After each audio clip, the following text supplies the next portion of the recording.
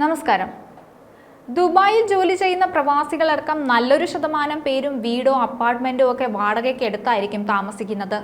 വീട്ടുവാടക അനുസരിച്ചായിരിക്കും മിക്കവരും ഓരോ മാസത്തെയും ജീവിത ചെലവുകൾ കണക്കുകൂട്ടി വെക്കുന്നത്.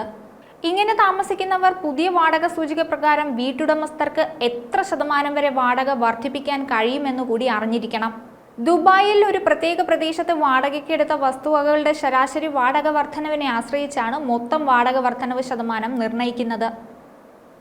യഥാർത്ഥ പ്രോപ്പർട്ടി യൂണിറ്റിന്റെ വാടക സമാന യൂണിറ്റുകളുടെ ശരാശരി വാടക മൂല്യത്തെക്കാൾ 10% വരെ കുറവാണെങ്കിൽ വാടക വർധനവ് ഉണ്ടാകില്ല.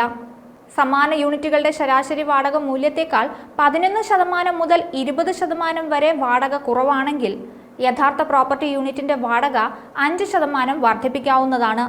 സമാന യൂണിറ്റുകളുടെ ശരാശരി വാടക മൂല്യത്തെക്കാൾ 21% മുതൽ 30% വരെ വാടക കുറവാണെങ്കിൽ യഥാർത്ഥ പ്രോപ്പർട്ടി യൂണിറ്റിന്റെ വാടകയുടെ 10% വർദ്ധിപ്പിക്കാം. ഇനി സമാന യൂണിറ്റുകളുടെ ശരാശരി വാടക മൂല്യത്തെക്കാൾ 31% മുതൽ 40% വരെ വാടക കുറവാണെങ്കിൽ യഥാർത്ഥ പ്രോപ്പർട്ടി യൂണിറ്റിന്റെ വാടകയുടെ 20% വരെ വർദ്ധിപ്പിക്കാവുന്നതാണ്. ദുബായിലെ സമാന പ്രോപ്പർട്ടികളുടെ ശരാശരി വാടകയാണ് ശരാശരി വാടക മൂല്യം എന്നതുകൊണ്ട് സൂചിപ്പിക്കുന്നത്. റിയൽ എസ്റ്റേറ്റ് റെഗുലേറ്ററി ഏജൻസി അംഗീകരിച്ച ദുബായ് എമിറേറ്റിന്റെ വാടക സൂചിക അനുസരിച്ചാണ് ശരാശരി വാടക മൂല്യം നിർണ്ണയിക്കുന്നത്. കഴിഞ്ഞ വർഷം വാടക കരാറുമായി ബന്ധപ്പെട്ട് ചില നിയമങ്ങൾ വന്നിരുന്നു. അതിൽ ആദ്യത്തേത് എമിറേറ്റിലെ വാടക കരാറുകൾ പുറത്തിറങ്ങി 15 ദിവസത്തിനകം അംഗീകരിക്കാൻ ഭൂവുടമകൾ ബാധ്യസ്ഥരാണ് എന്നുള്ളതാണ്. നിശ്ചിത സമയത്തിനകം ഭൂവുടമകൾ വാടക കരാറുകൾ അംഗീകരിച്ചില്ലെങ്കിൽ താമസക്കാർക്ക് കോടതിയെ സമീപിക്കാം.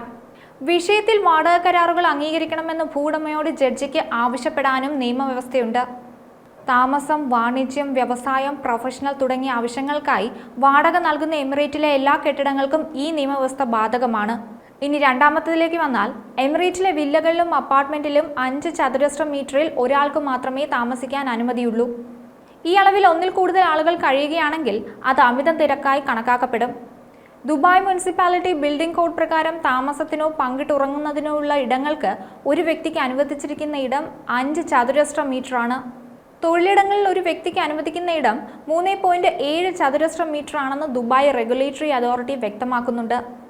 ഉടമയുടെ സമ്മതമില്ലാതെ വാടകയ്ക്കെടുത്ത കെട്ടിടം പങ്കിടുന്നത് വാടക നിയമത്തിന്റെ ലംഘനമാണ്.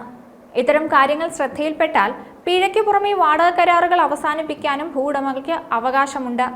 റീറ്റെയിൽ മാളുകൾ, സ്കൂളുകൾ, കോളേജുകൾ, ആശുപത്രികൾ, സ്റ്റോറേജ് സൗകര്യങ്ങൾ, ഫാക്ടറികൾ തുടങ്ങി റിയൽ എസ്റ്റേറ്റ് സ്വത്തുക്കൾക്ക് പരമാവധി ശേഷി പറയുന്ന സമാന നിയമങ്ങളും ദുബായിലുണ്ട്.